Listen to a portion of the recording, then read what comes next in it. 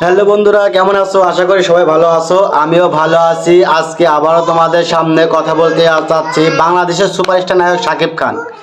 বাংলাদেশে বড় বড় প্রোডাকশন হাউস চরকি, এসবিএফ, তারপরে আছে আলফা আই, এইগুলোর সাথে অলরেডি সুপারস্টার শাকিব খান বা মেগাস্টার শাকিব খানের অলরেডি কয়েকটা কাজ হয়ে গেছে। তার মধ্যে কাজ হয়েছে তুফান, সব থেকে আলোচিত সিনেমা, যেখানে তিনটাই আলফাই, চরকি, এসবিএফ মুভি যৌথভাবে কাজ করেছে মেগাস্টার শাকিব খানের সাথে।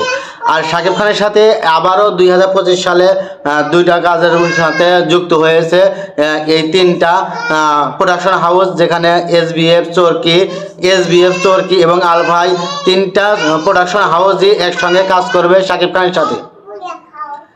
খানের সাথে অলরেডি 2025 সালে যে চুক্তিবদ্ধ হয়েছে দুইটা সিনেমা, সেখানে হচ্ছে তুফান 2 এবং তাণ্ডব।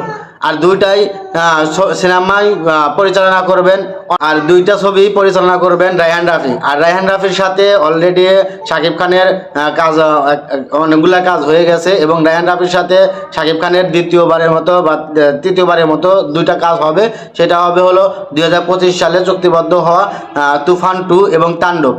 আর তুফান 2 এবং তাণ্ডব শাকিব খানের সাথে কাজ করবে আরও, সেটা হলো আলফা, চরকি এবং এসবিএফ মুভি, আলফা, চরকি।